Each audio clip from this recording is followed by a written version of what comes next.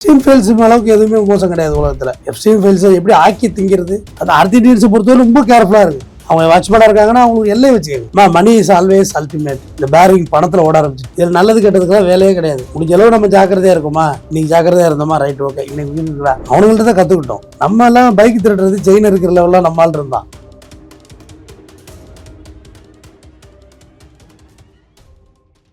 இன்றைய நேர்காணல நம்ம கூட அட்வொகேட் RS தமிழ்வேந்தன் சார் இருக்கார். வணக்கம் சார். வணக்கம் சார். ஆக்சுவலா நிறைய ரேப்ஸ் அதிகமாயிட்டே இருக்கு.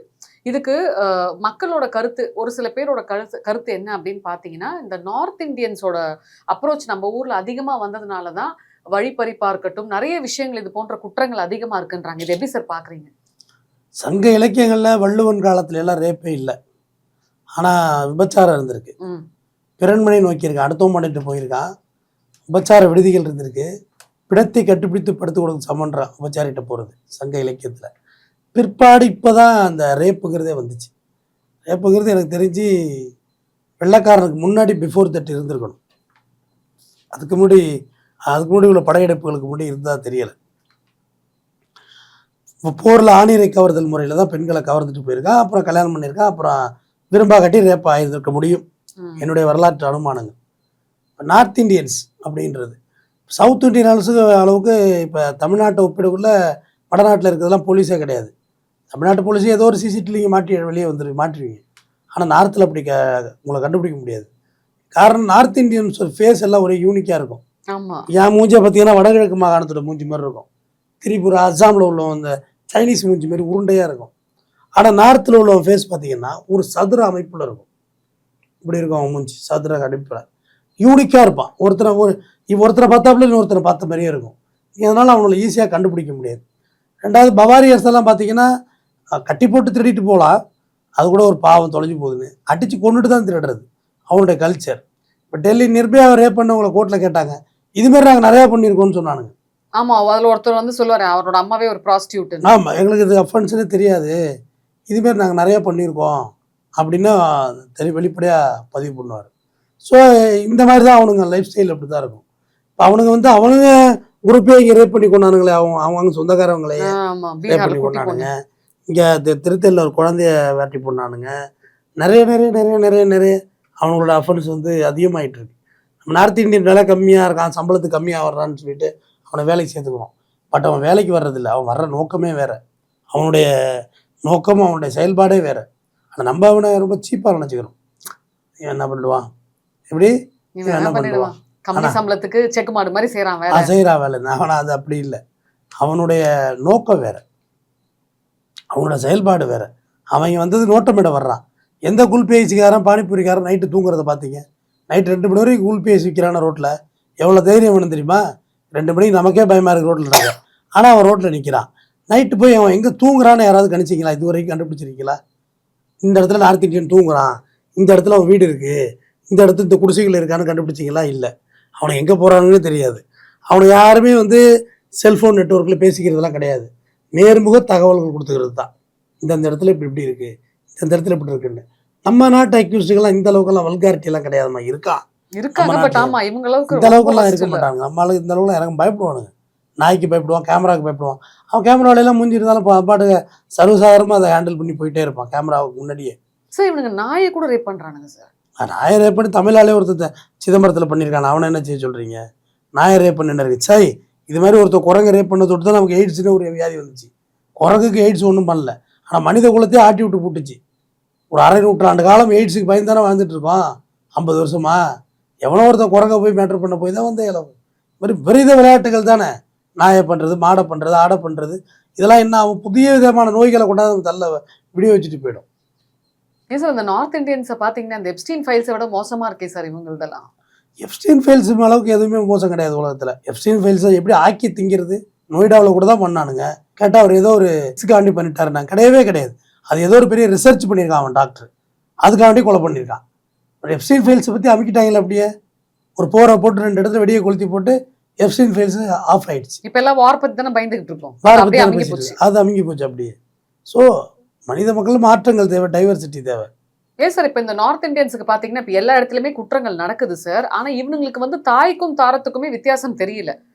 அது எப்படி சார் பாக்குறீங்க? தாய்ங்கிற சென்டிமெண்ட்ல ரொம்ப அதிகமாக பின்னப்பட்டிருக்கிறது இந்தியர்கள், குறிப்பாக அதில் தமிழர்கள். நம்ம தான் தாய்மை பற்றி போற்றின குறள், வள்ளுவம், சங்க இலக்கியம் எல்லாமே அம்மாவை பற்றி நிறைய குறள்கள் இருக்குது. ஆனால் அவனுங்களுக்கு வந்து அந்த மாதிரியான ஒரு சிந்தனா சக்தியே கிடையாது.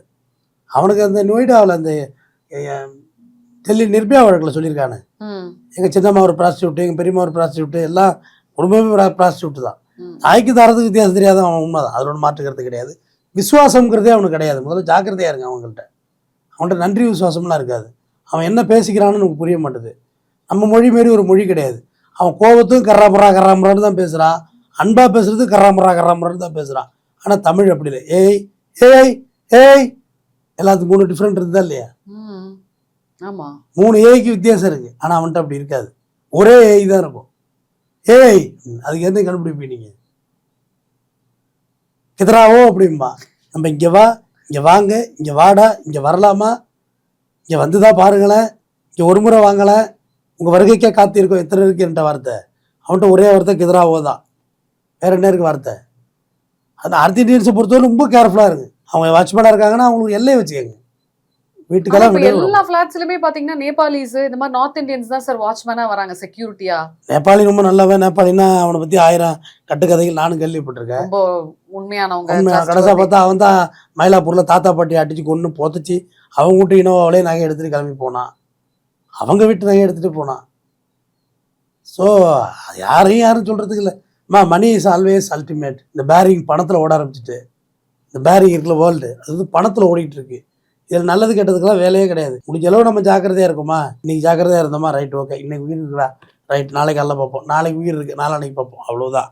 இதுக்கு மேலே இதில் போட்டு குழப்பறதுக்கோ ஏற்றுறதுக்கோ ஒன்றுமே வேலை கிடையாது. இந்த பெட்ஷீட் விற்கிறேன், துப்பட்டா விற்கிறேன், ரெட் கார்பெட் விற்கிறேன்னு சொல்லிட்டு வராங்க சார் ஹிந்திக்காரங்க. வந்து அவங்க சேல்ஸ் பண்ணுறது மட்டும் இல்லாமல் அங்கே இருக்கக்கூடிய லேடிஸ் கிட்டலாம் நல்லா பேசுகிறாங்க. கொஞ்சம் அந்த ஓட்ட தமிழை வச்சு பேசி நல்லா நோட்டம் விடுறாங்க சார். அவங்களோட ஒர்க்கே வந்து பெட்ஷீட் விற்கிறது கிடையாது, வாட்சிங் பண்ணுறது தான். வாட்சிங் பண்ணிட்டு பிறகு வந்து அட்டாக் பண்ணுவாங்க. வாட்சிங் பண்ணுறது ஒரு டீமாக இருக்கும், அட்டாக் பண்ணுறது ஒரு டீமாக இருக்கும். போலீஸ் பிடிக்க முடியல. பவாரியா கொள்ளையெல்லாம் பிடிக்கிறது ரொம்ப கன்ஃபியூஸ் ஆனது காரணம் வாட்சிங் ஒரு டீமு, அடித்தது ஒரு டீமு. அதனால தான் அவங்களால கண்டுபிடிக்க முடியல ஒழிய மற்றபடியெல்லாம் நீங்கள் அவங்கள்ட்ட நெருங்கி பழகாதீங்க. பெட்ஷீட் வேணால் கடையில் போய் வாங்கிக்கோங்க, அவ்வளோதான். அங்கே போய் அட்ரஸ் கொடுக்குறது, அவன்கிட்ட பேசுறது, தங்க நகை காமிக்கிறது, பீரோவில் திறந்து காமிக்கிறது, நகையை பாலிஷ் போடுறோம்பா, அவனை ஏமாற்றிட்டு போயிடுவான். அதில் கொடுக்காதீங்க. நகையை பாலிஷ் போன்ற ரெகுலராக நல்ல நாங்கள் ரெகுலராக யூஸ் பண்ணுற ஸ்டாண்டர்டான கடைகளுக்கு தான் நகையெல்லாம் பர்ச்சேஸ் பண்ணணும், வாங்கணும், விற்கணும். நீங்கள் திருதுப்புன்னு ஒரு கடைகள்லாம் பண்ணுறதையும் மாட்டிப்பீங்க. இப்போ ரேப்ஸ் வந்து நடக்கிறது, பெண்களுக்கு அகெயின்ஸ்டா நடக்கக்கூடிய இந்த பாலியல் குற்றங்கள் எல்லாத்துக்குமே வந்து நம்ம வட மாநில ஆசாமிகளை குறை சொல்ல முடியுமா சார்? மெஜாரிட்டி சொல்லிக்கலாம். அவனுங்கள்ட்ட தான் கற்றுக்கிட்டோம். நம்ம எல்லாம் பைக் திருடுறது, செயின் இருக்கிற லெவலில் நம்மளால் இருந்தான். இப்போ பைக்கு திருட முடியாது, பூரா இது வந்துட்டு ஜிபிஎஸ்ஸு இது பண்ணுவான், செயினை இருப்பாங்க நம்ம ஆளுவா. வேற என்ன செய்வாங்க? ஏடிஎம்மில் கிழங்கட்டைக்கு பதில் ஏடிஎம் போட்டு இவன் பணத்தை எடுப்பான். வேற என்ன செய்வாங்க? நம்மளால் வீடு பூத்துடுவான். அவ்வளோதான் சார், அவ்வளோதான். அதுக்கு மேலே ஒர்த்து இல்லை. இந்த கேமராவெல்லாம் வாடகை எடுத்துகிட்டு போயிட்டு திருப்பி கொடுக்க மாட்டான். ஏதாவது ஒரு ஐடி கார்டு கொடுத்து கேமரா எடுத்துகிட்டு போயிடுவான், வாடகை எடுத்துகிட்டு கொடுக்க மாட்டான். இவ்வளவு தான் இவன் கெப்பாசிட்டி. வேலைக்கு வந்துட்டு சம்பளத்தை அவனுக்கு சொல்ல போனால் வேலைக்கு விட்டு ஓடி போயிடுவான். சம்பளம் வரைக்கும் முதலாளின்னு இருப்பான். அடுத்த நாள் எங்கனாலும் போனால் அப்படி கிடக்கும், வேலைக்கு வர மாட்டான். இவ்வளவுதான் நம்ம கேரக்டரு. ஆனால் அவ்வளோ கொடூர தன்மையெல்லாம் நம்மள்ட்ட கிடையாது. ரயிலில் போய் பாருங்கள், ரயிலில் ஒரு வாட்டி டெல்லி வரையும் போயிட்டு வாங்க, அப்புறம் நார்த் இந்தியனை பற்றி நீங்கள் நல்லாவே தெரிஞ்சுக்குவீங்க. ஐயோ சார், அது மாதிரி ட்ரெயினில் கூட வந்து ஜுவல்ஸ் போட்டு போகக்கூடாதான் சார், பிடுங்கிடுவானுங்களா சார்? எல்லாமே சார், டிடிஆரே போய் கதவை சேர்த்துட்டு உட்காந்துருவான். ஆமாம், எதுக்கும் கதவு திறக்க மாட்டான். எப்பயுமே மனித மிருகம் தனம் உள்ள வந்தான். மனிதனுக்குள் மிருகம்னு ஒரு புத்தகம் இருக்குது, மதன் எழுதுறது, வாங்கி படிங்க. வந்தார்கள் வென்றாலும் புத்தகம் இருக்குது, வாங்கி படிங்க. இவ்வளோ மோசமானவனா மனிதன் அப்படின்னு இருக்கணும். திருவள்ளுவர் மனிதனை பார்த்தானே திருக்குறள் எழுதியிருக்காரு. அப்போ எவ்வளோ மற்றகமாக நம்ம இருந்திருக்கோம் சொல்லுங்கள்? கரெக்ட் தான். நபிகள் நாயகம் மனிதனை பார்த்தானே எழுதியிருக்காரு, எவ்வளோ மோசடியான மனிதனாக இருந்திருக்கான். இயேசுநாதர் மனிதனை பார்த்தானே எழுதியிருக்காரு, எவ்வளோ மோசமான மனிதனாக இருந்திருக்கிறான். மனிதன் எப்போவுமே மோசமானவன் தான், எல்லாருமே இங்கே மோசமானவங்க தான். உங்களோட சூழ்நிலை தான் நீங்கள் நல்லவர்களாக இருப்பதும் கெட்டவர்களாக தீர்மானிக்கிறது. தொடர்ந்து பேசுவோம். நன்றி.